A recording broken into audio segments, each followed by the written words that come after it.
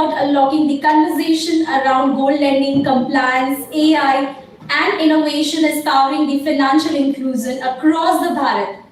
We thank you for joining this evening and look forward for engaging in insightful event. Without further ado, let's get started.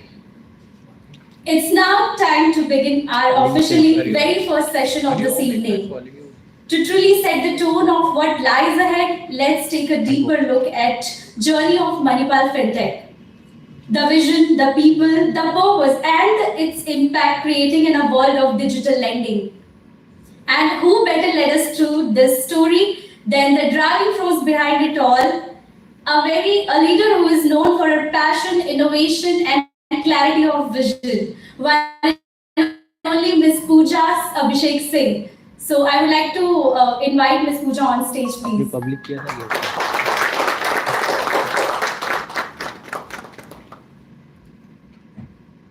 Pooja ma'am, over to you. Hi, good evening everyone. Apologies for starting a little late. Unfortunately, too much traffic in Bombay today, which is supposed to be a trade of Bangalore or Delhi, but it seems Bombay is caught up with that. Really thankful for everyone who's in the room today. It gives us a lot of encouragement and motivation to stay put in the journey that we are undertaking. So thank you everyone for coming here and making this day for us. I just wanted to talk a little about how we have evolved and what we have done over the years and what we plan to do ahead. Just a little snapshot of that. Gold, as we know, is whether we call it Bharat ko sone ke chide or whether it is maa ke sone ke kangan by a Bollywood hero for his heroine. Sona and gold is really what India thrives on. We all love to hold some or the other form of gold. It has flown through generations as a medium of trust, as a medium of safety and security. And eventually it started to become something that people could leverage in the times of difficulty, in the times of need, and do use that property for gold loans. So what was happening in gold loan space about 4, 5, 6 years back was there wasn't too much of transparency in how the gold loans were given to the customers, how the people were getting their loan assessed versus getting the loans through the gold that were giving to probably NBFCs or neighborhood sahukars. All of that was creating a lot of opaqueness in the process. It was creating inconvenience. It was creating very high dependency only on one way, which is whatever the other person is telling me is the value of the gold, I have to look at. But we wanted to change that all. There are a lot of questions that come on why something like this should be a partner or an innovation subject. I think there is a lot of white space here. There is a lot of innovation that is required, like many other financial services products. And we have started that journey about 3 years back. We tried to bring in digital first solutions. We tried to bring in transparency to the consumers where we could actually be partner with them, take them to our lending partners and be really sure of what they are getting. So we started Sahi Bandhu way back in 2022. This is the journey that we have so far covered. We are the only gold tech aggregator in the country. There are people who do digital gold loans through mediums that they have chosen. But as an aggregator, there aren't many players in the country and we were number one in that. We've disbursed close to about 15,000 crores of loans so far. We've acquired or touched at least 4 lakh customers.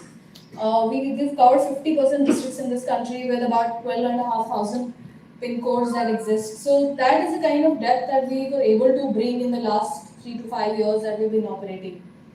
All of this wouldn't have been possible if we weren't part of such a legacy brand called Manipal. That started way back in 1925 with Syndicate Bank as one of the pioneer financial institutions in the country.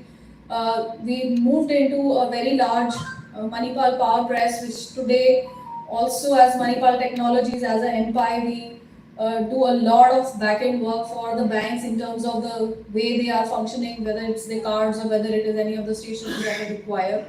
2009, we had another entity come in called Manipal Business Solution, which formed the backbone of a lot of financial services needs of the banks. And from there, we hired out Sahi Bandhu, which became the entity leading and pioneering in gold loan and gold tech. 2025, we are taking this legacy forward from 1925, moving to 2025, how we can take this legacy brand forward and turn a new chapter in our journey. And we have now tried to become something big, something better, something that our consumers need. And with that, we have a new brand and a new logo that we launched in the month of April. And I would request Abhay sir and Madhav sir to be with us on the stage to do a little unveiling of our logo and how we can just showcase to the world what our logo means and how we can position it.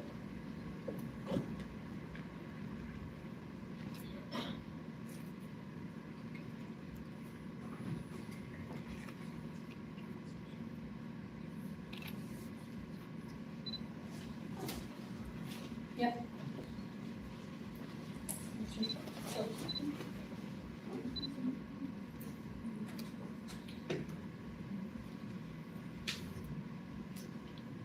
What do we have to do?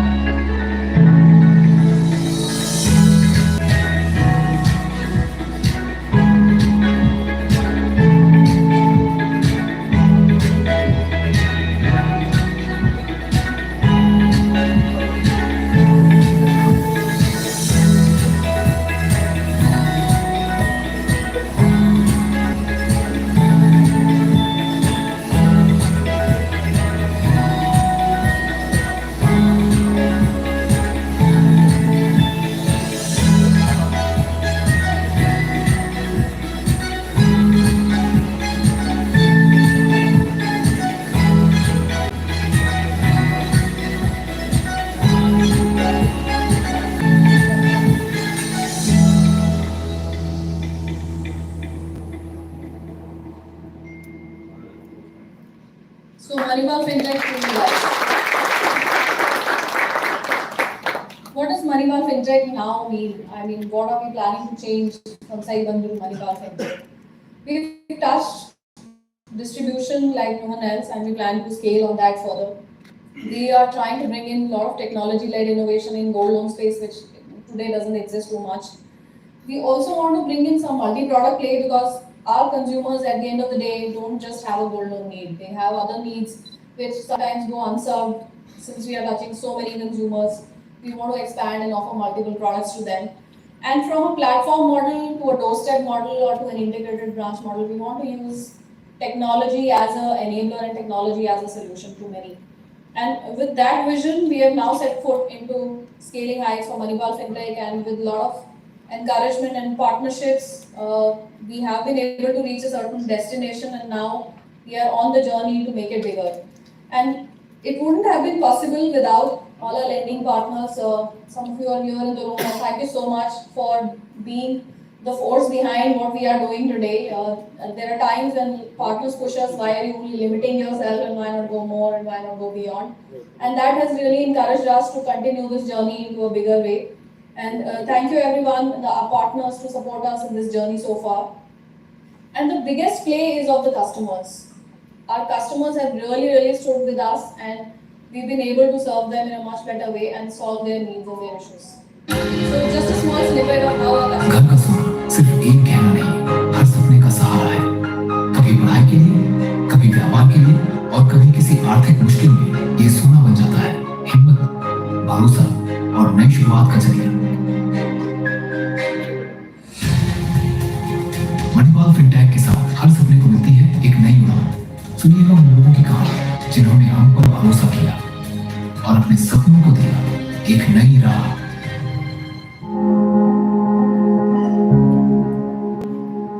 मेरा नाम अरुण है, मैं पूरी उड़ीसा से हूँ। हमारे खानदानी किराने की दुकान है, बट मेरा सपना कुछ और था। मैं अपने भाई के साथ एक कंप्यूटर ट्रेनिंग सेंटर खोलना चाहता था, बट किराया बहुत ज़्यादा था और दुकान बढ़ाने के लिए पैसे भी नहीं थे। एक शाम जब मैं घर पे चुपचाप बैठा था तो मेरी माँ मेरे पास आई। उन्होंने मुझे एक छोटा सा थैला हाथ में पकड़ाया। उस थैले में मैंने देखा तो उनका सोना रखा था उसमें। बस वहीं से मेरी शुरुआत हुई और मणिपाल फिनटेक से मैंने गोल्ड लोन ले लिया, क्लासरूम बनाया, बच्चे आने लगे और आज पुरी के आसपास के इलाकों में हमारे कई कोचिंग सेंटर्स हैं। लोन चुका दिया और माँ का सोना उनको दोगुना करके वापस दिया ताकि हमारी आने वाली पीढ़ी हम पे गर्व कर सके। शुक्रिया मणिपाल फिनटेक। मैं दीपिका बरेली से। मेरी बेटी रिया जो पढ़ाई में बहुत ही तेज है, पर जब उसका कॉलेज का एडमिशन आया तो हम घबरा गए। फीस बहुत ज्यादा थी, समझ ही नहीं आ रहा था क्या करें। तब मैंने अपना सोना याद किया, मेरा स्त्री, वो सिर्फ मेरे गहने ही नहीं थे, मेरे सपने भी थे। तब हमने मणिपाल फिनटेक, जो पहले सही बंधु के नाम से जाना जाता था, से संपर्क किया। तुरंत लोन भी मिल गया और मेरी बेटी रिया का कॉलेज में एडमिशन भी हो गया। आज वो टॉप कर रही है और मुझे अपने फैसले पर गर्व है। लोन भी चुका दिया और सोना भी वापस आ गया। सबसे बड़ी बात, मेरी बेटी का भविष्य सुरक्षित हो गया। Thank you Manipal fintech. मैं हरकेश, हरियाणा के एक छोटे से गांव से खेती किसानी करूँ सो, पर ट्रैक्टर की जरूरत पड़ने लग रही थी। बात यह भी थी, ट्रैक्टर की डाउन पेमेंट खातिर पैसे इकट्ठे नहीं हो पा रहे थे। तब हमारी घर वाली सामने आई, वाह बोली, देख शाम, ये हमारे गहने हैं, काम आवे तो गहना ही सही। मैंने गहने लिए और मणिपाल फिनटेक चला गया। वहाँ जाते ही कम ब्याज में लोन हो गया। कोई चक्कर कौन या कोई झंझट कौन या। आज हमारा ट्रैक्टर खेतों में फर्रा के मार रहा है और पैदावार भी दूनी हो गई। हर रोज दिल से धन्यवाद करूँ सू अपनी घरानी का और मणिपाल फिनटेक का। मानो मणिपाल फिनटेक ने जिंदगी में रंग से भर दिए। जैसे खेत में पानी, वैसे जरूरत में मणिपाल फिनटेक। मैं राहुल दिल्ली से। अपना घर लेने का सपना तो सालों से था। मुझे ईएमआई देने में कभी दिक्कत नहीं आई, पर जो दिक्कत हमेशा आई वो थी डाउन पेमेंट की। और फिर एक दिन मेरी पत्नी ने कहा, पैसे हैं तुम्हारे पास, बैंक बैलेंस से आगे देखो। शादी में माँ ने जो मुझे सोने के गहने दिए थे, वो सिर्फ गहने नहीं, हमारी ताकत है। अब वक्त है उन्हें काम में लाने का। जाओ और गोल्ड लोन ले लो और हमारे घर की डाउन पेमेंट कर दो। फिर हमने मणिपाल फिनटेक से लोन लिया और घर की डाउन पेमेंट की। आज हमारा घर हमारा है। नया घर क्या लिया, जिंदगी ही बदल गई। मुझे प्रमोशन भी मिला, मैंने लोन भी चुका दिया, सोना भी वापस आया और एक नई शुरुआत भी। शुक्रिया Manipal fintech.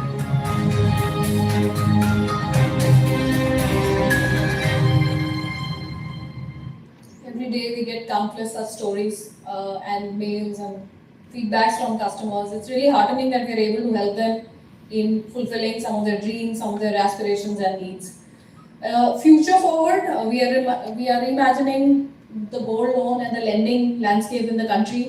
How can we bring tech-led focus, AI and digital first solutions in the space? How we can be more transparent, which is the biggest reason why the regulator has been regularly coming up with multiple, the drafts or circulars or regulations which are changing the way gold loans were done in the past. So we want to bring in that transparency and the trust that this sector was lacking earlier. We want to continue to expand our reach, focusing more and more, reaching the last mile consumers and fulfilling the credit gap needs that the country has today. And how we can do an inclusive lending, aiming to make gold lending accessible to every Indian. So with that mission and aim, we are, ladies and gentlemen, launching the first Gold Tech event, which is Beyond Bulliion, so that the industry also recognizes the need of this asset, the oldest asset of this country, to be leveraged as a very important financial inclusion and the credit tool. So thank you so much, and look forward to connecting with you unofficially and in personal capacity. Thank you so much, guys.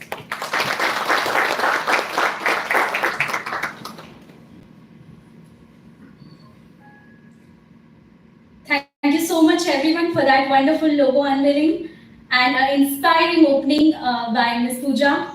As your leadership and understanding gave us all is on the way of Manipal Fintech is moving ahead in the fintech and innovation space. Let's give it a big round of applause for Ms. Pooja Singh.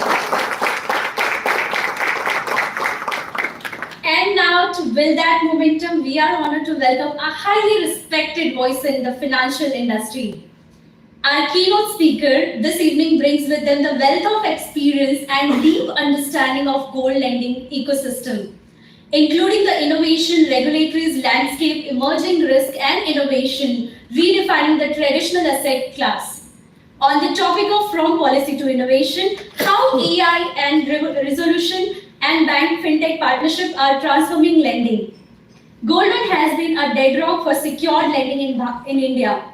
But what lies ahead in terms of regulatory framework, risk management, and tech innovation?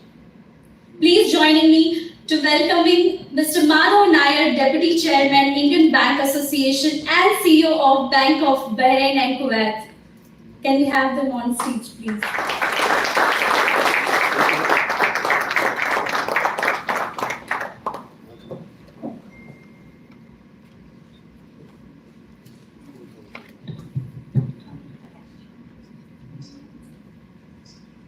Good evening, everyone. First of all, sincere apologies.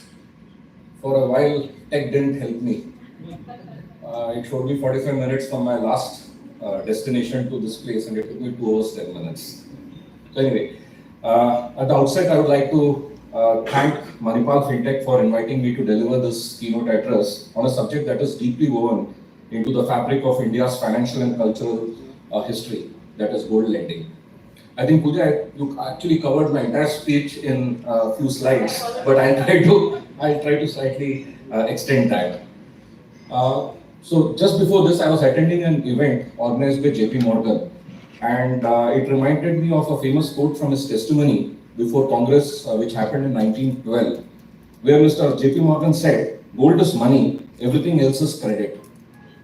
In essence, it suggests that the physical gold possesses intrinsic value, while paper money and other financial instruments rely on trust and a counterparty's promise to be valuable. I think Pooja also mentioned that gold maintains actually a distinct and revered status as a symbol of financial prosperity within Indian households. Gold is not merely considered as a financial asset, but it's also a symbol of cultural heritage, which is often passed from one generation to other, which establishes a profound emotional and a sentimental connection. I still, my daughter gets something from her grandmother and great-grandmother, and that carries on in, I think, every Indian household. As per World Gold Council, Indian households hold about 25,000 to 26,000 tons of gold with a value of around 189 lakh crores. It's a sizable amount. This amount surpasses the combined gold reserves of the world's top central banks, including US, Germany, and China. So, question to all of you, is gold good for our economy or bad? I'll start with Pooja herself. It's good. What do others think? Is gold good for our economy or bad? My MBA professor said one thing. He said, for any answer, say it depends. So it depends. Why it depends? Of course, gold is having an intrinsic value, and you would have seen the, if someone compares the prices, I think definitely it is appreciated over a period of time, and people would have made money on gold as an asset.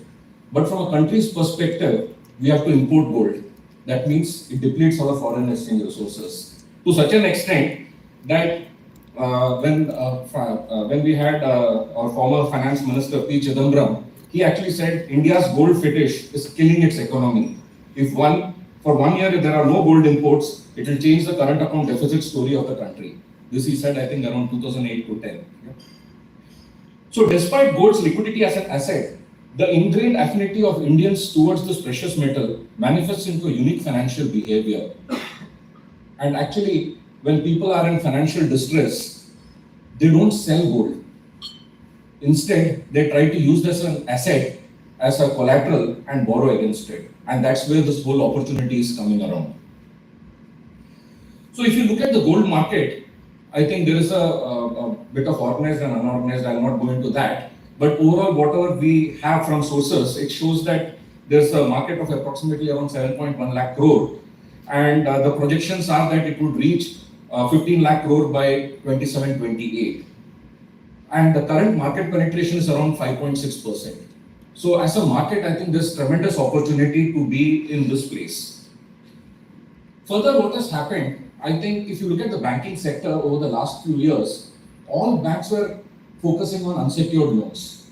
And because of the higher returns and easier way of disbursement. So it was either the personal loans or the buy now, pay later kind of schemes. This was causing an anxiety, even in the regulator's mind. And you would have seen that RBI actually enhanced the risk weight from 100 to 125% on unsecured loans. So what did this do? This made all the banks and other institutions look at more secured lending. And that's how again the gold lending sort of picked up.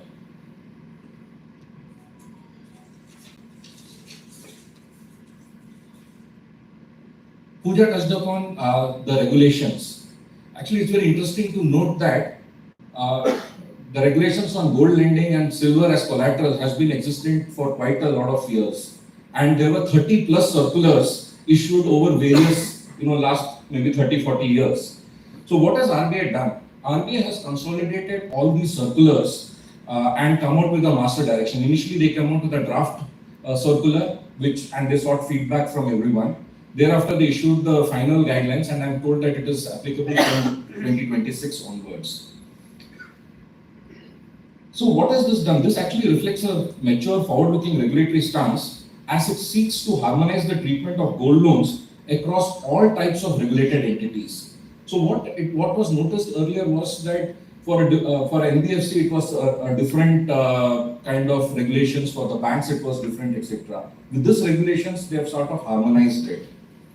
And the fragmented regulatory structure actually came up with inconsistent practices, conduct-related issues, as well as supervisory gaps. So now what is happening with this current set of regulations, what RBI hopes to achieve is greater prudence, borrower protection, and operational transparency. And of course, the key highlights would be a few points like the tiered LTV, exemptions from credit appraisals for smaller ticket items, a shift to cash flow based credit evaluations, standardization in valuation and borrower protection, operationalization, and timely repayment modifications. Personally, I believe that these guidelines are not just compliance requirements, but should be viewed with an opportunity to build trust and better serve customers. The opportunities are immense. I told you about the market size itself when I started off. I think there's a huge market size. Apart from that, there is a growing untapped urban demand. It's not just a rural product, but also on the urban side, there is a growing demand coming up. With increased financial inclusion, as gold loans often are the first formal credit product for also the rural and semi-urban. So with an urban demand plus the financial inclusion piece which is coming in, plus the product diversification. Initially, the traditional players saw this as an opportunity to give agri loans backed by gold, but things are changing. And I think we saw many examples when Pooja made the presentation, how households were using it for consumption needs, for funding education, for funding MSMEs, etc. So the opportunities are immense in gold lending. But with also opportunities comes risk, and that we have to be mindful of. One is the gold price volatility. It's not that the gold will keep going upwards. So obviously, if the gold price dips, then there will be an impact on the collateral. That's something which we from a risk management side will have to be looking at. The second risk which is there in every case would be if there is an over leverage which takes place. And of course, the other in any banking matters or any financial matters, we have to be careful about the fraud and operational risks. As well as the new regulations comes with a bit of regulatory burden in terms of ownership proof requirements, which is there, where you have to prove that the gold actually belongs to you. Plus, from a lender's perspective, there are more disclosures, standardized valuations, and this could possibly increase the compliance costs. So one has to be mindful about these risks. This industry is also, I think there are a lot of innovations taking place. Some of the innovations we have already seen in the slides presented. I think the customer journey has become, the digital journey for the customer has made it quite comfortable for them to be onboarded quickly. The e-KYC and the digital onboarding has really made things very quick. AI-led valuation, blockchain and tokenization, remote loan approvals, integration with UPI and other digital wallets, etc. So if you look at the entire life cycle of a loan, right from origination to the final settlement, the entire thing, there's a digital journey. That is very, very comfortable from the end user's perspective. From a data analytics and AI perspective, data analytics are actually helping for underwriting. And there are a lot of surrogate data which is now made available apart from the conventional data, which helps you in credit decisioning. So you have the mobile transaction data, the utility bill payments, GST filings, etc. From a risk management perspective, there is a lot of emphasis on early warning, and that too with data analytics and AI. You have good tools available to sort of predict what is happening. This AI ML also helps you in terms of customer segmentation, and also it gives you predictive analytics for renewals. So all this put together, I think this technology can help you, look at new customers or a new market. It also helps you assess the existing customers and what more you can do with them, and also it safeguards the loans which you have actually given to them. Now, one aspect which I think from the time I have joined the banking sector, we have always been speaking is, are all these players who are offering lending products, be it the banks, NBFCs, and now fintechs, are we all competitors? I would say absolutely no. I think there's a space for everyone, and more increasingly, it is going towards a collaborative kind of ecosystem. When I joined, it was early 2000, the .com era, not many of you here would be aware. I was in one conference and someone said, Madhav, you're in a wrong industry. Banking will not remain the way it is what you see. And it's completely becoming digital. Not many people know that there was a very, very fast-moving online bank those days called wingspanbank.com. And I often give this in many of my speeches. There was a Harvard case study on this particular bank. It was a completely online bank, what we today call as neobank, etc. This was already there in early 2000. Today it doesn't exist because A, probably it was way ahead of its time. B, finally, one thing which came out is customers still believe in brick and mortar, and the trust factor is what the banking institutions bring into play. So, also a small advice to the fintechs.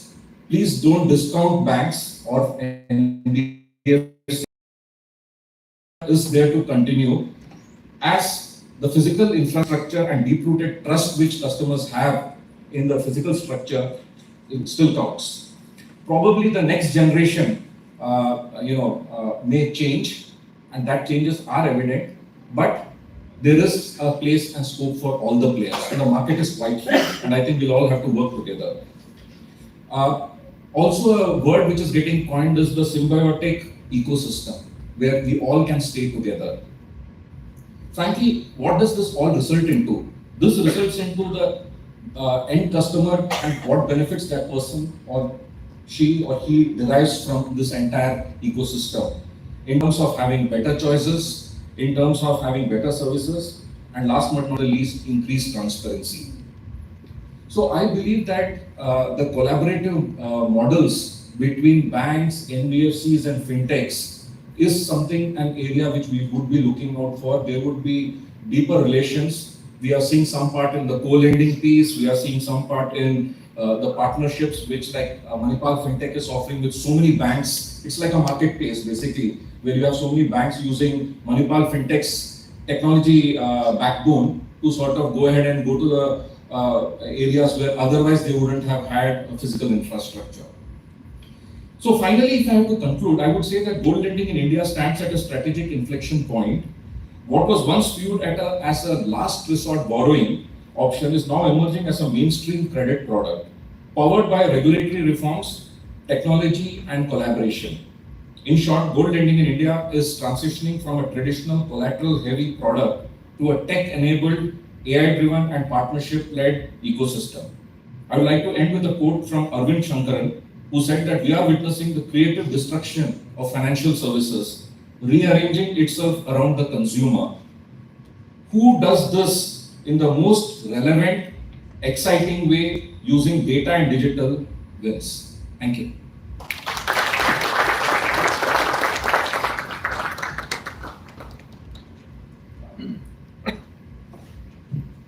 A very big round of applause for Madhav sir. Thank you so much. Every quote, every story, and every question you asked was food for thought.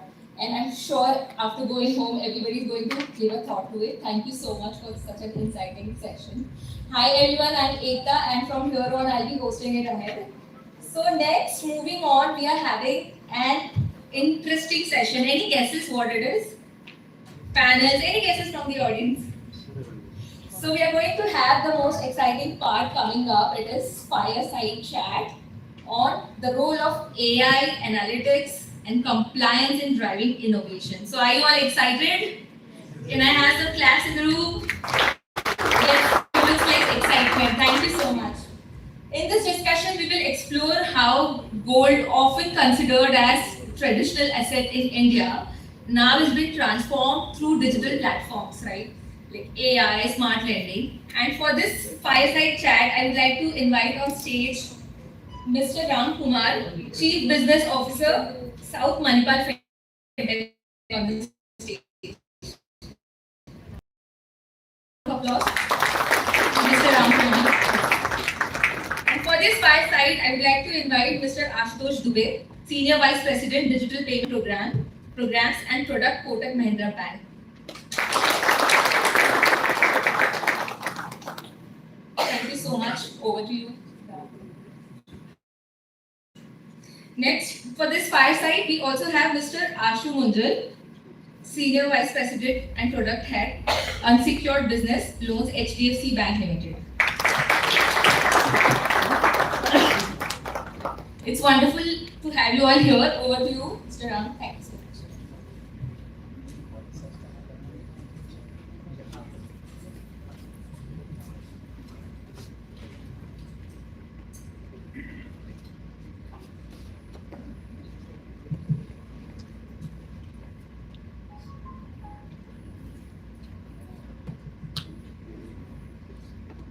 Good evening. Good evening, everyone. This discussion brings together leaders of our industry who are actually powering the way the future evolves in this industry. In the intersection of AI and these forces are coming together.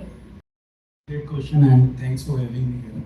Of course, AI has been helping us all, and as he rightly said, from hype to actually real life solutions which it is offering. So one of the example which he quoted, which I primarily come from unsecured lending side, not the secured gold loan part, but unsecured lending side.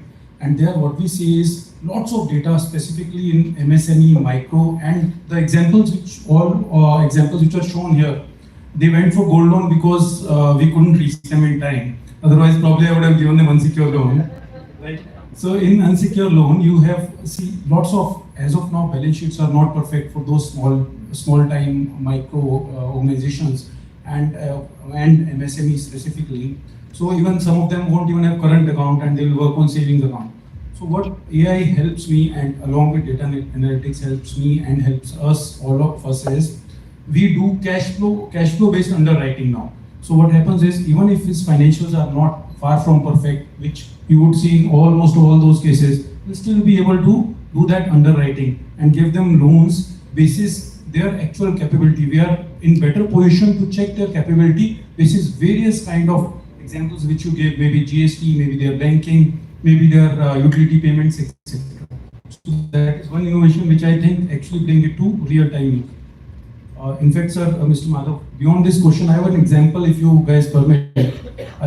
Can you stand for a minute? Just one example, and I really like that example. I'm in various roles in bank. So I was a small, in a very small rural branch, I was a branch manager. I'm talking about some 7-8 years back. And I'm talking about data analytics. What happens was, it was a rural branch near a sugarcane factory. So one day a farmer came in and a guy sitting in the branch said, sir, take a loan, you are pre-approved for it. How was he pre-approved? Because we use data analytics and we pre-approved those customers. So he said, you are joking. He came to me as a branch manager and he said, sir, आपका लड़का मजाक कर रहा है. क्यों? अरे sir मुझे loan दे देगा. क्यों, क्या हुआ? तो he was eligible. मैंने कहा दे दूँ. कहता क्या कागज रखोगे, जमीन रखोगे, गोल्ड रखोगे, क्या रखोगे? कुछ भी नहीं रखेंगे, आपको लोन दे देंगे. So he again in disbelief he looked at me and he said, what is the rate? I said 13, 14, 15%, whatever was the rate quoted. And he said, sir, money lender charges me 3% per month or sometime more. And he shouts at me, whereas you are, आपके बंदे मुझे sir भी बोल रहे हैं, AC में बिठाया, पानी पिलाया, and you are offering this. Is this true? Yes. So he took that loan from us. He was very happy, and he walked down branch. He came to the stairs and coming back, and he was like this. He touched this, and he said, "You are like temple to me. Nobody would have done this." And this happened because of data analytics, right? So that is the power of data analytics in taking financial inclusions to the ultimate end. Not only that, and with the role of AI when we're talking about the same data analytics, which I could do it, the data analytics I could do it because I had his full data. I could see his sugarcane payment coming in. With AI, what I can do is, that was my existing ETB customer, which we call it, existing to bank customer. I can do the same to my new to bank customer also, right? So that is the power which AI brings it. That is the power which data analytics bring it to the end usage, and that is why it becomes mainstream. Thanks. Great insights, Mr. Ashutosh. Mr. Ashutosh, your thought on this? So I think Mr. Ashutosh has brought the angle of what he has said. Prominent as a part of his strategy in every bank. There's a dedicated AI vertical which is managing in the tech side. But the biggest problem is the data. As he said, the same data can be hallucinated also. The data which he said is proving that customer, maybe it has been hallucinated because of certain checks which are not there as part of the strategy. So now what leaders are doing, at least at the AI side, is on the governance piece. And this governance can also be coded. So it's not like you have some SOPs which has to be followed by a person. It can also be coded and it will be part of your workflow. So this is a workflow, am I right? There's a data which is there, which got analyzed by some engine in the company, and insight has been given to the end branch manager. But there can be a intermediary governance AI agent which can ensure the checks also, that the data which is generated is also taking mark all the policies which is the bank has. And that's what now the new age of AI, which is called as agentic AI now, which basically ensures the involvement of AI during the workflows. All these can be done on a real time. All these can be done on a real time with the data which is there. Next 5 years, we are sitting as a brain, and definitely we just have to do the brain work. All the works can be definitely be facilitated by the machine, but it is only possible if we have right capability to talk to that machine. And that's why there is a concept called as prompt engineering, which is now evolving in the tech space. And until unless you learn how to talk to that engine, that will also produce hallucinated outputs. So that is also very good. AI will only complement us, but we also know how to use AI as well. So that's the end. Some great insights. Mr. Ashutosh, since you brought in the tech angle to it, just one question to you. We have often seen organizations that are adopting AI. I mean, quite a few of them struggle to go past the pilot phase. So what do you think the organization should adopt as strategies or cultural shift to ensure that these become actual business models? So there are two studies which I'll quote. One is recently by BIS, BIS has evolved. It's a bank of international settlements. It has done some research on all the international banks, not only central banks, but the big banks also. And the biggest three use cases is that one is definitely on the fraud detection. Second is on the dispute resolution. Because with tech being there is no person who is sitting in front of you. There are disputes, your transaction got stopped, you have delivered with the wrong goods, right? In the case of gold loan also, the document has been forged, correct, and you have given the loan. So disputes happen from both the sides, from lender and borrower both.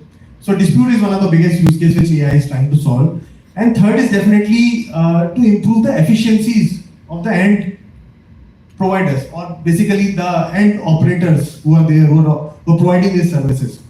And it has been interestingly found that the biggest thing which AI solves is not the efficiency. It is actually allowing people to reskill themselves and also improve their job satisfaction. So this is what has been now understood by the tech leaders, at least in the banking space. And they are now formatting the strategy, considering all these aspects which are there. That we don't have to solve the vision, but we have to solve the people angle also. The problem with all these POCs, pilots, is that it's all driven by top down. That a person like a junior manager who is there, he brings some idea to the senior manager got excited, and it happened without any value proposition. But now the shift is that the tech leaders now understood the advantages, and these forums are help us to take that decision also, the importance of AI. So that's the biggest shift which I can see. Second, I think regulator, I hope you all seen the report of RBI, which is free AI report, recently published.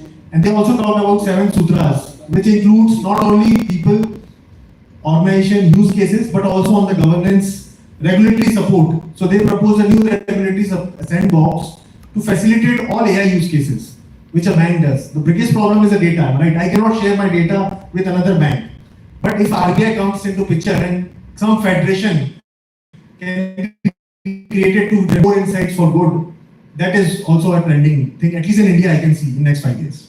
Thank you. Mr. Ashu, compliance is often seen as restrictive, but they can the compliance can actually can be organization. It ensures that we're not getting into accident, and if then also we are safe. However, one example which Mr. Madhav Nair gave is new RBI regulations. How it has helped us is lots of there were some gaps. Lots of smaller NBFCs had different rules, banks had different rules, and there were gaps at multiple places. So there was leverage. Some of the organizations were using it for maybe doing right thing, wrong thing, or increasing their penetration or whatever. But as of now, what RBI has done, commendable job with new regulations. They have brought everybody into same umbrella. So all registered entities, all REs have to follow the similar compliance issues, things. And I would say compliance has actually helped innovation in a slightly longer term. Maybe it may found restrictive in a day or two, just like the car belt, this thing happens for us, seat belt happens for us.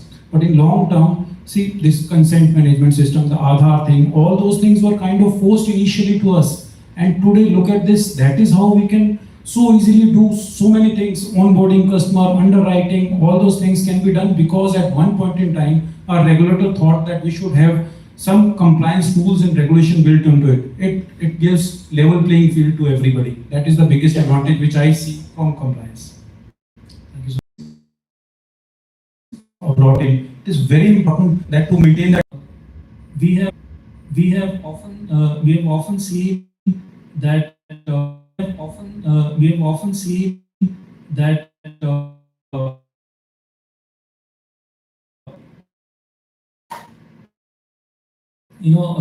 so what in your mind where you have given a powerful application of analytics into edge. So I think everyone is now going into the apps business. Let's talk about app business. So they started by some fintechs. They're driving maybe digital payment or lending, insurance and all. But I think the trigger point is the cross-sell. So cross-sell is the biggest use case which has emerged, and that is leveraging the data.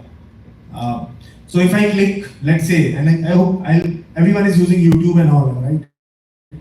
You see one video and you start getting messages, you start seeing mails, you start seeing Instagram tweets, everything will start revolving around that only.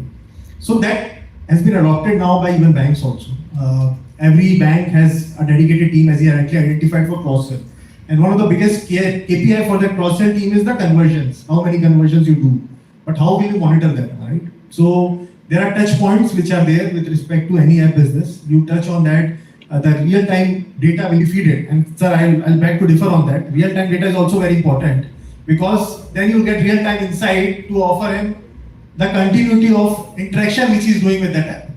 So that is also very critical for that businesses. Now I'll take one example and where I feel data sometimes can be interpreted differently also. So I hope you've seen the competition between OpenAI, Google, then X also with Grok AI. If you feed one input, ask one input for all three, they also give different answers. Why? Because of the governance lack or the controls which they feed. So Grok AI, lots of challenges we are seeing that Grok AI is not answering in the right manner. OpenAI has proper control. Google is evolving, right? So the technology is there for everyone. Everyone has that touch point to technology, but how we leverage that technology for the outcomes, I think that varies from company to company, and that depends on the nature of the company also. That what actually we want to achieve as part of the data. So these are the few interactions I feel, and definitely it gives an edge in your business as well. Thanks for that. Mr. Ashu, any one phrase that you think is key for AI innovation, keeping the regulatory framework in mind? Okay, just before getting into that, I would like to make a comment to Ashutosh also. So yes, real time is important. I'm nowhere, and we don't differ on that. I absolutely agree that real time data is as important, and in fact, that is where my existing to bank customer and new to bank customer comes on the same platform, because I can get real time data, I can get his GST returns, of course with his consent, I can check his banking with aggregators from any banks. So yes, real time data remains important. All I said was that you have to have a governance in place and you need to follow the regulations which are just brought down about data, keeping up to certain amount, certain dates, you need consent for each and every data, etc. So it remains important, and real-time data is what reaching early warning, as you rightly said, fraud detection I can do with the real-time data, with again using AI. So I would say, I have to give a closing remark on this, AI will remain, will probably become the backbone of almost all kind of banking products, lending, and otherwise also. But to use it responsibly, and using it following all the compliance rules is what will differentiate each organization, each bank from one to other. Thank you so much. Mr. Ashutosh, your thoughts on that? I think AI is an enabler like any other technology.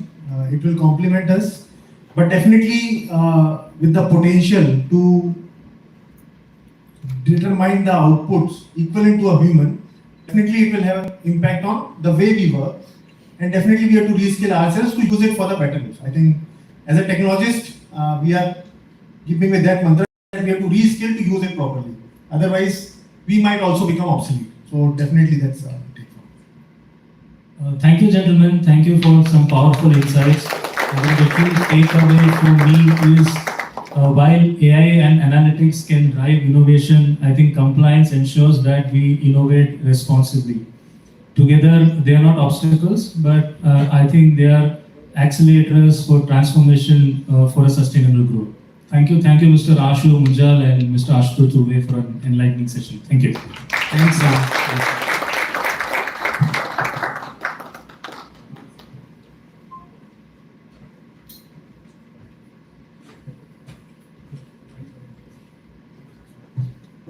A big round of applause for our speakers, the Fireside Chat, Mr. Ashutosh Dubey and Mr. Ashu Munjal. And thank you so much, Mr. Ram Kumar, for leading and hosting this Fireside Chat. So moving forward, Again, we are at this point where we are beginning with an interesting session. It's a panel discussion that we are coming on to. And as we continue our journey this evening, we now have a high impact panel discussion featuring some of the most respected voices of India's financial landscape. These industry leaders bring with them decades of experience and shared vision for the future of financial services. So join me in welcoming Mr. Lakshmi Narayanan, Chief Advisor, City Union Bank. Mr. Mohit Jain, Head Co-Lending, Financial Inclusion, Gold Loans, Distribution and Micro Loans, Axis Bank Limited. And Mr. Shyam Rao Sorate, VP, Indian Financial Technology and Allied Services. And this panel discussion will be led by our very own moderator from Manipal Fintech, Mr. Anuj Arora, Chief Financial Officer, Manipal Fintech. Thank you.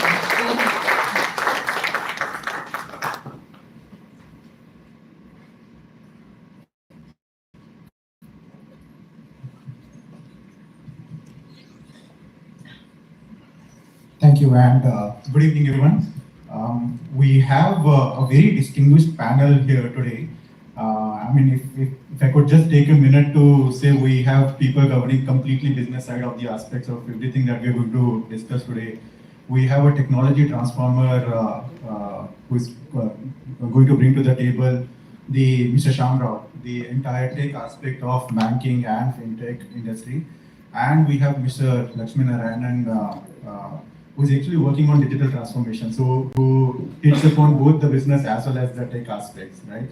So each of them is going to bring a very different perspective to what we're going to discuss today. I'm actually feel privileged to be hosting this panel discussion. So on that note, let me set the context, right? We all spoke about 25 to 27,000 tons of household gold in country, in India. That's worth around $2.5 trillion. And in gold loan sales, although still 5 to 7% penetrated, but in the last 5 to 7 years, we have seen a lot of action by all the banks in gold loans, right? Everyone, it has become a very, very important product. So I'll start with you, Mr. Mohit. Your thoughts on what makes gold loan such a compelling asset right now, and your thoughts on, again, how do you think in the last 3 to 5 years this entire landscape has evolved?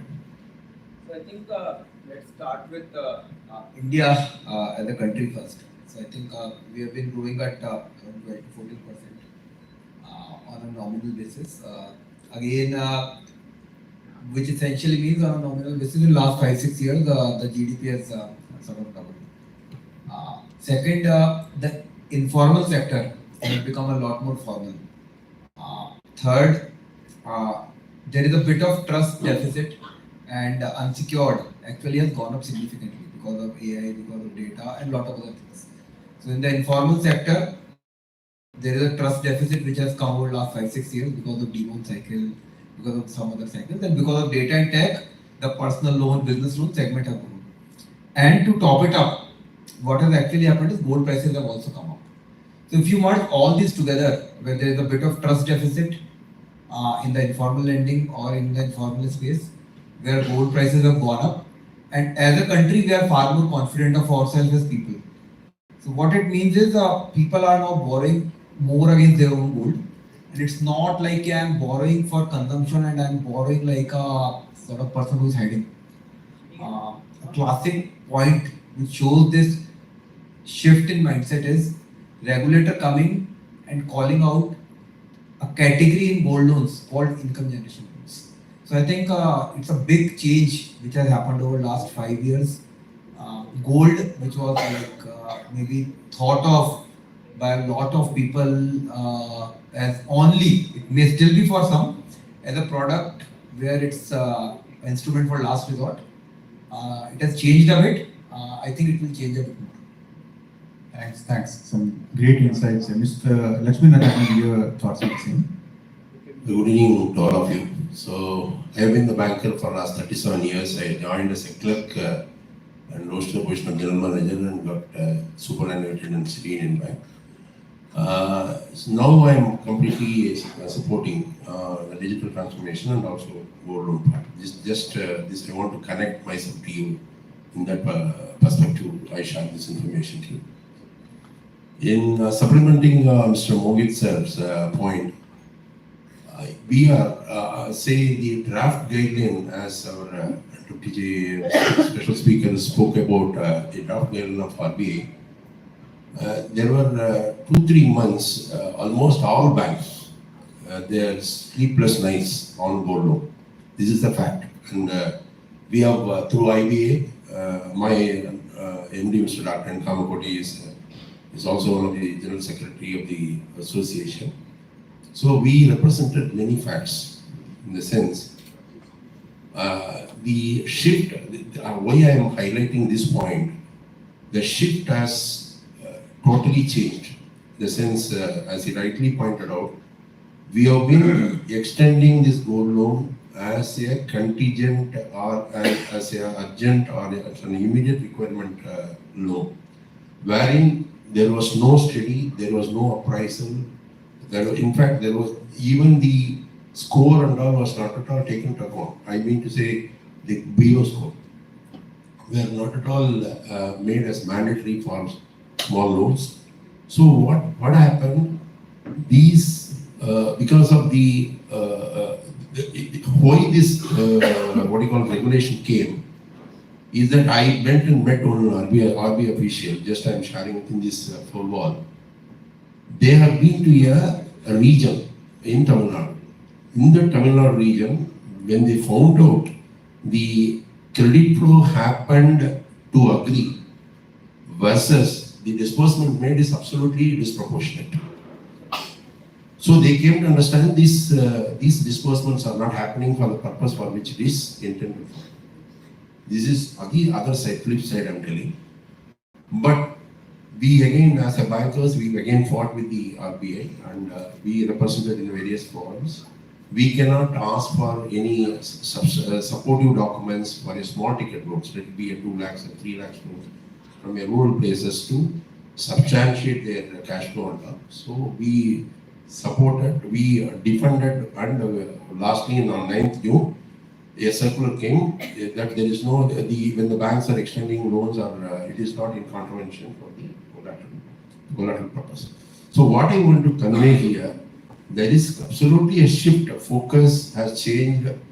The numbers, on the gold loan, and again, Sir was saying around 7.1 lakhs. In the recent one credit bureau out of the 4 credit bureaus we have, they have published, it is 13.32 crores of loans are there today. 13.32 crores of loan. And major shares are 48% are with public sector banks and 25% are with the cooperative banks, Gram and rural banks and all, and 17% are with the private sector bank, and others are from NBFCs and all there. So what I want to convey here was for his comment, I am taking a little more time, is that there was a clear-cut, when the gold loan started by the community people, when they want to get rid of, even banks were being given the the PSL, priority sector specific eligibilities have been given for when we extend loans to agri purposes and all. So all those things are now moving forward, and now the context is to justify up to 2.5 lakhs there will not be anything, and above 2.5 lakhs the banks necessarily or the NBFCs or any other lender has to justify by way of income repayment, and that has to be given, that has to be established. That is the fact now. Thank you. Mr. Shamrao, your thoughts? Good evening. My name is Shamrao. I work with IFTAS, that is a subsidiary of RBI. I work in the technology space, and I come from a technology background. I would like to add to what Mohit said. We talked about India. There is today, if you talk about tele-density, it's about 95%, and 90% of those are smartphones. So that means data is available today. But Madhu also said there's 20,000 tons available with the household. In addition to that, there is a lot of data is available. In fact, if you see the saving rate earlier, it was about 34% of GDP was the saving rate, which has come down over 29%. So that much money is available. So and today's generation, which is far more literate than what it was. In fact, if I put that literacy rate, that also has gone up, and the new generation starts with the cultural change, starts spending money and all of that. So all this leads to money and borrowing, when the gold loan, which is easily available, it is secured, one of the secured loan with low interest rate. So it is something which is available. That's why leveraging this gold loan class, you can't leave. And I'm sure this Manipal Fintech is doing that in right way. Thank you. So speaking about today's generation, right? Customer, I think, it has always been the case, has remained at the heart of any business. And today, more than ever, I think we value customer convenience in every business.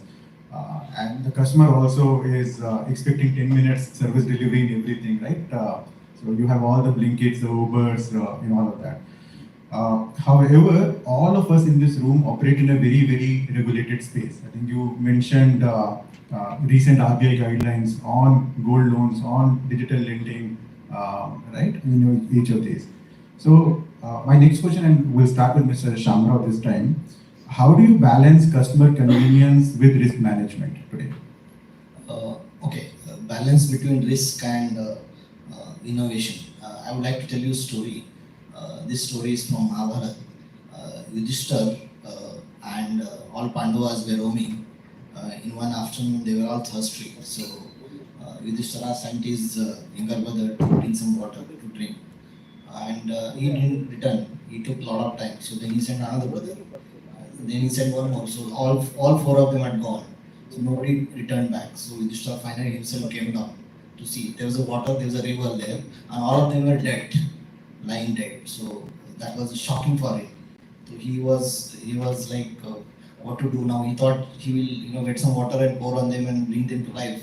But the moment he touched this river, Yaksha appeared, God, and he said, these people are dead. You can't make. I will make them live only if you answer my question. So the question that he asked was, Kim Asharyam. Kim Asharyam means what is surprise? Very typical question. Nobody probably could answer his brother. So it was asked to this guy. This guy is supposed to be Dharmatma. So he said, surprise. He said the answer to that question is something which is very obvious. People forget it. Like death. Death is obvious. He was seeing death in front of him. Death is obvious. People still forget it. You don't know what is going to happen next moment. So that still people take it casually. So the same thing applies. Story ends here. Same thing applies to the risk. Risk is something which is very obvious. Everybody knows. A lot of frauds have happened. Every time fraud happens, we know something has happened in the past. We go look at RCA, look at the results, but we still ignore it. We still know it, and we take it for granted. So that is the moral of the story. So what I feel is that between risk and innovation, while innovation takes in one direction, risk brings it to other direction. So we'll have to have the golden point between, and that point should be technology and innovation.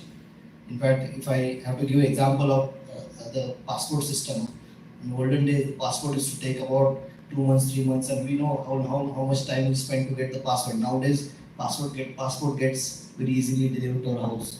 That is a very good example of public and private partnership where risk was there and that has been mitigated by the technology. So I would always say the risk and this innovation has to go hand in hand with the technology and innovation in between. Thank you. Great. Thank you. Mr. Lakshmi Narayan, your thoughts on that?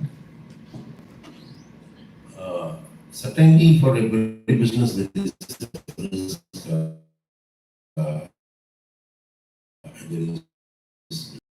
technology should be very strong in trying to find out what are the gaps, how we can build the gaps. I was going through a process for a vendor in understanding A for LOS, loan origination system. I want to give that example to you. In that, the decision, what we are manually taking decision, say for example, assessment of what do you call permissible bank finance, all those decisions, let it be benchmark ratios, let it repayment cash flow ratios, anything whatever we call, that vendor is demonstrating to me that he has built more than 400 to 450 learnings and he has already put in the as an IA. So what he is telling, once these data are punched into, immediately he gets the output. So what I'm trying to correlate between the technology, certainly technology should move forward, move fast. Certainly there will be a risk that need to be mitigated, but certainly there will be some accidents. Accidents will happen, but it can be minimized. That is my point. Thanks. Mr. Mohit, in your business, how do you balance this customer convenience with risk management? So I think if you look at technology, what technology has definitely done is sort of it has brought a lot of risk management to it. The simplest example is credit bureaus. So today for each of our decision, we are looking at credit bureau. Now let me sort of flip and take a completely different industry, microfinance. Earlier the cost of delivery was huge and it was really difficult to lend and the OPEX was very high. Today without any paper, the banks and NBFCs are lending. So technology has got customer convenience. Again, if you look at technology has also got risk mitigation. Other processes were same, the debt went up. It was very easy for the regulator to come up and put overall lending caps, number of lender caps and implement it out. So it's an evolving cycle. Technology will bring customer convenience. It will bring risk mitigants. In between, it will also bring risks. Now take an example of personal. Today, reporting cycle for bureau is broadly give and take 30 days. Now regulator decided it has to be faster. Why that decision got taken? Because there were multiple instances of parallel file processing, parallel disbursement, over leveraging, and consciously so by some people. So again, it exposes to you to this. You may want to claim that I can give a personal loan in let's say 2 minutes, but maybe the person is taking 3 personal loans. When I started banking, it's not long, but 20 odd years. Validity of sanction of 6 months was accepted now.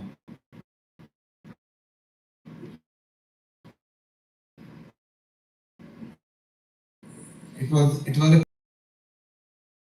one can't do it. So it's risk mitigation. For gold business, the biggest challenge that we'll face now is how to retain the OTC nature of the product while building all those risk assessments in place. So I think that will be a journey, but I think it sort of should play out well. How do you manage all the risk assessments, income assessments, better customer profiling, the norm around the banks having to bear the cost of a spurious gold after deposit. So all those checks and controls, we have to balance it out. So it's a volume process, and I think at the heart of it, that's what banking is all about, balancing that. Great. So what basically we are hearing is technology is in a way unlocking new possibilities and new experience, right?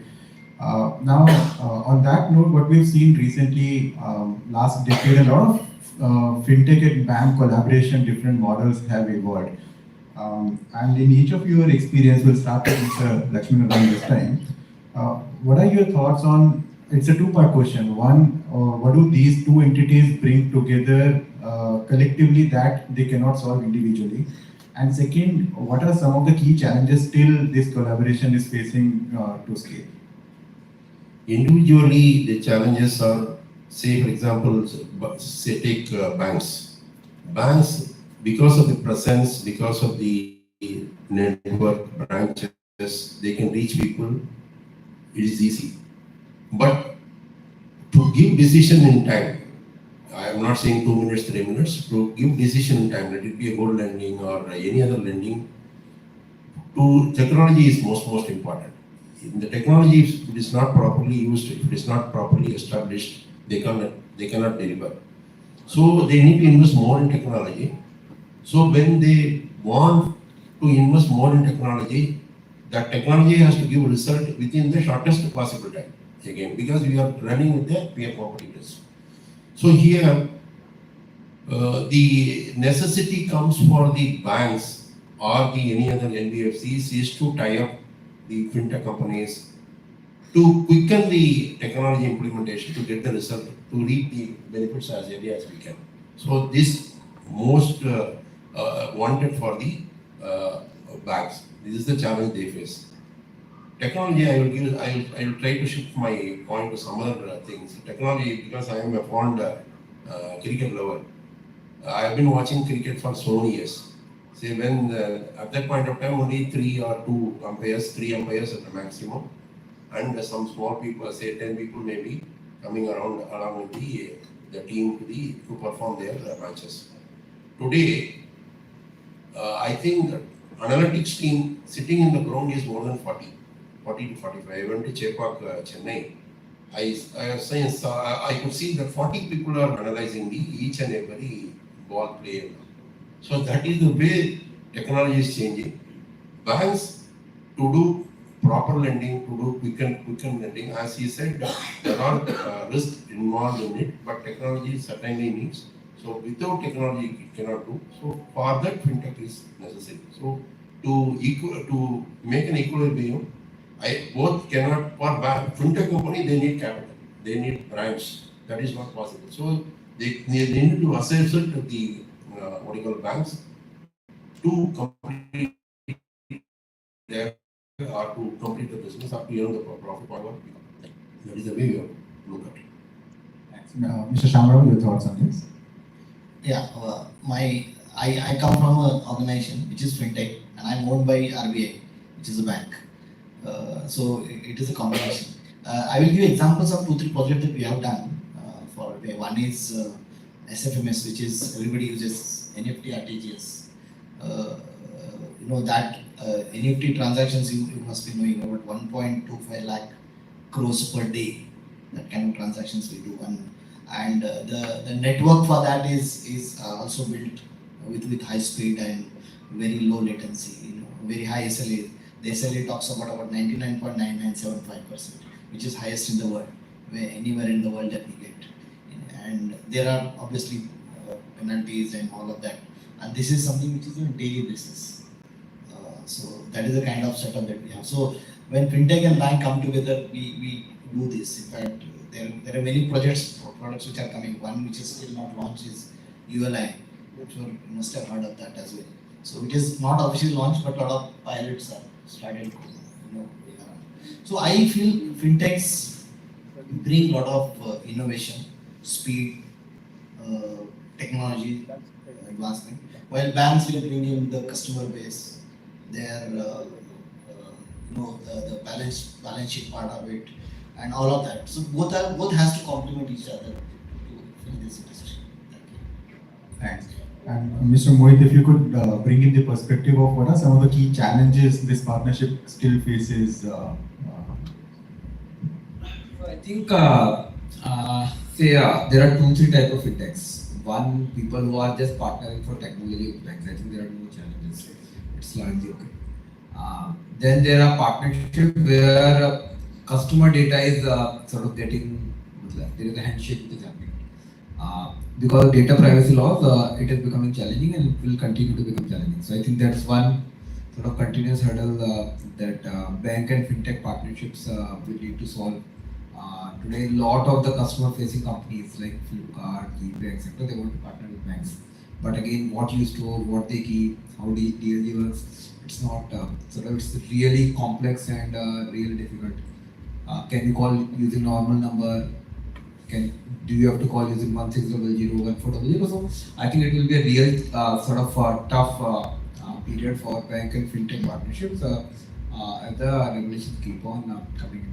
That said, fintechs who have become stable and who have sort of reasonably strong corporate backing or sort of governance architectures, bank will continue to work sort of very, very closely with them. And we have seen various sectors. For example, if you look at payments, Razor Pay, it has become a sort of multi-billion dollar sort of valuation.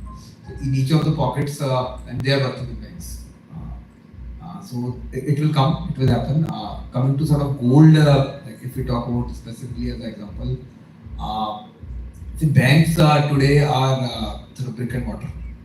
The cost of having a gold enabled branch is high. If you look at banking products, a two-wheeler customer is found at a two-wheeler shop. Car customer is found at a car shop. Consumer durable customer is found at a consumer durable shop. You find a home loan customer through a builder or through something else or through a broker, someone will get the customer. Real gold loan. These are typically the products which are either need-based or you can't find the customer, go and scout. So data intelligence, how do you scout the customer, how do you sort of get a customer interested in get to bank could be a sort of very good space to play at and this product sort of will roll. And I feel given the sort of texture which is changing, MSME gold loan, sort of income generating gold loan, OD, regular transacting, a lot of things will happen in the sector. So I think innovation in gold will sort of only increase. So I think there is a significant roadway for bank fintech partnerships, but partnerships will be larger as against very, very small many partnerships. Most banks will struggle to have a bouquet of partnerships. Thank you. So I think some very clear themes have emerged today. Gold loan continues to be a very resilient credit product. Technology and innovation will continue to explore new possibilities, and finally, I think fintech and bank partnerships is going to be the key to unlocking all of these and scale these possibilities. So on that note, I thank all of the panelists for a wonderful session, and thank you for sharing all the insights with the team. Thank you.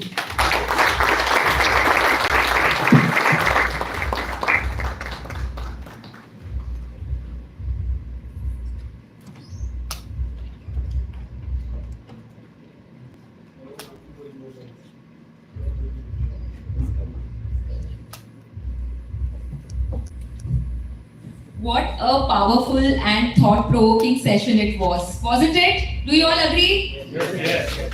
Thank you so much to all our panelists for being part of this panel discussion. Next, as we celebrate the evening full of innovation, evening of gold tech, and evening full of opportunities, I would like to invite Mr. Abhay Gupte sir, MD and CEO Manipal Technologies Limited, to felicitate all our speakers of tonight. Please join me in welcoming Mr. Abhay Gupte sir. Along with Ms. Pooja Singh, CEO Manipal.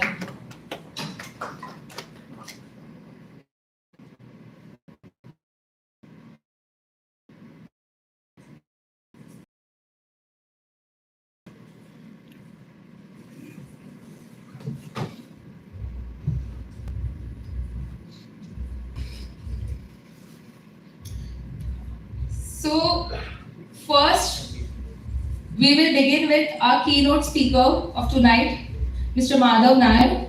Sir, would request you to join us on stage. And please, everyone, put your hands together in welcoming each and every speaker.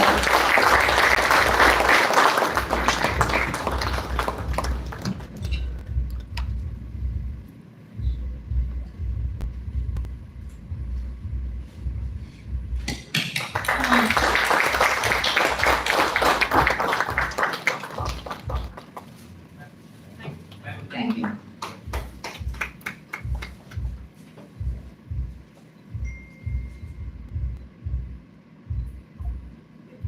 Thank you so much, Madhav sir. Next, we'll have Mr. Ashutosh Dubey. The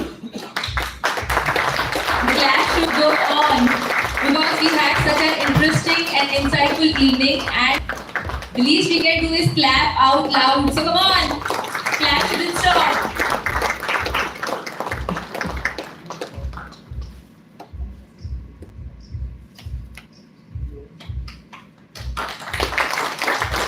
Thank you so much, sir. Next, I would request Mr. Ashu Munjal to be part of this felicitation and join us on the stage.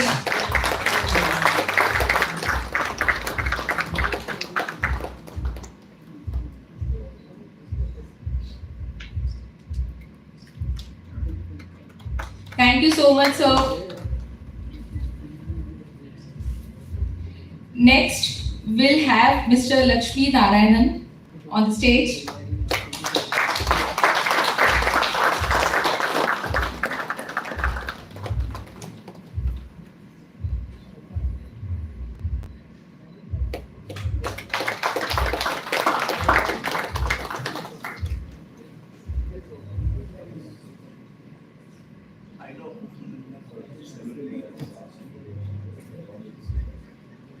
Next, we'll have Mr. Mohit Jain on the stage. Mohit, sir.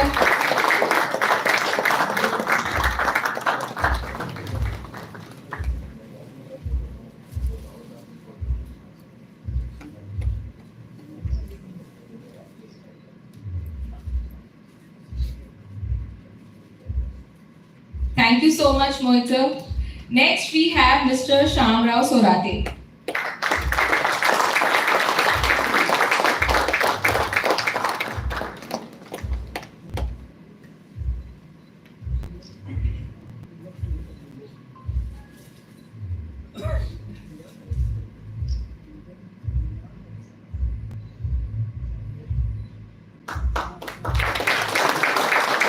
Thank you so much, sir. Abhay sir, on this special occasion, I would like you to share some thoughts about the event and overall discussions. We would love to hear from you.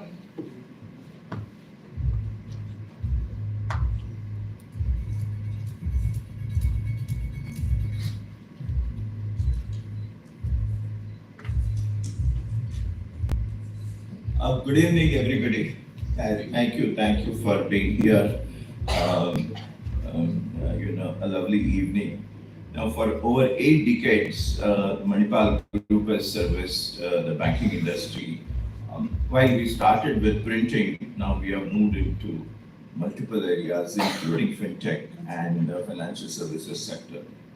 While today we are the leaders in fintech, gold loan, doorstep banking, risk and fraud, cards, e-commerce, secure solution, and quite a few many more businesses that we do which are not necessarily related to the banking industry. Thank you for being our partners. Thank you for being with us, our supporters as well as our cheerleaders. As one of the oldest 200 companies in this country, we are thankful for this journey of 83 years that we are celebrating. We enjoyed it. We learned a lot from you. Thank you for that. Your presence today is not just to support Manipal Manipal Fintech, but also the belief in future that this fintech industry as well as the gold tech industry has ahead of us. Our next chapter of growth for gold loan business is being driven by our energetic new leader Pooja. With legacy of group going back into banking, you saw Syndicate Bank over here. Trust with the customers and partners. Manipal Fintech is truly and uniquely positioned for success ahead and our journey ahead. Every new gold is addressing a unique story, a unique reason.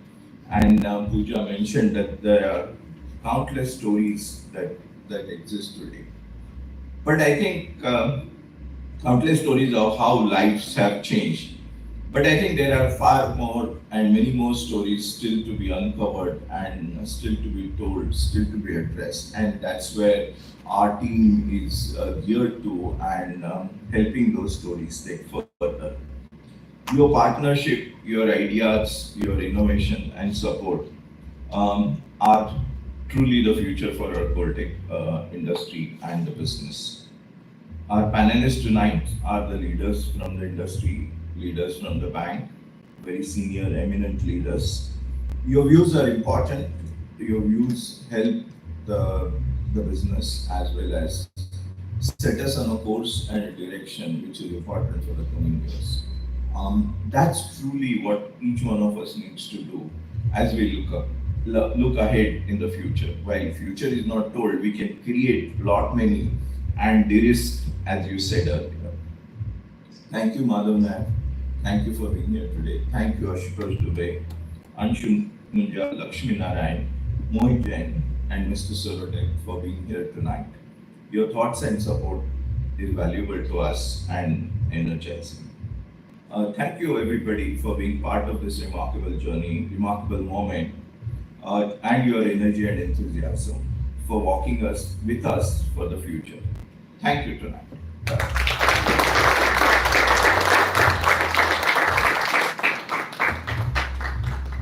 Thank you so much, sir.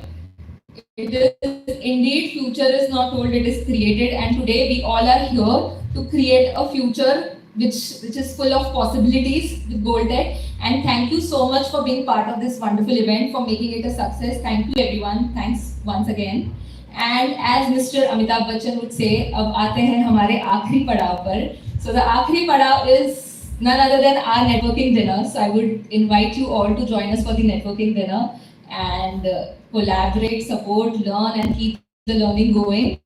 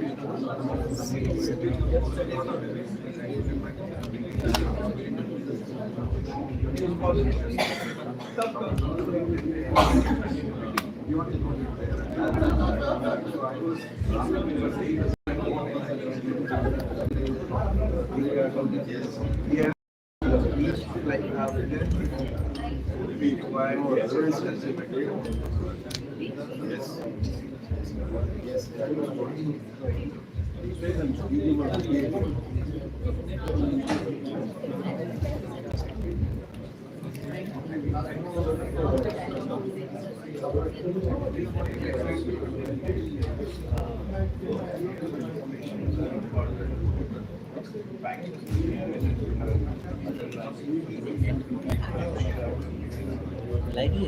हाँ लाएगी।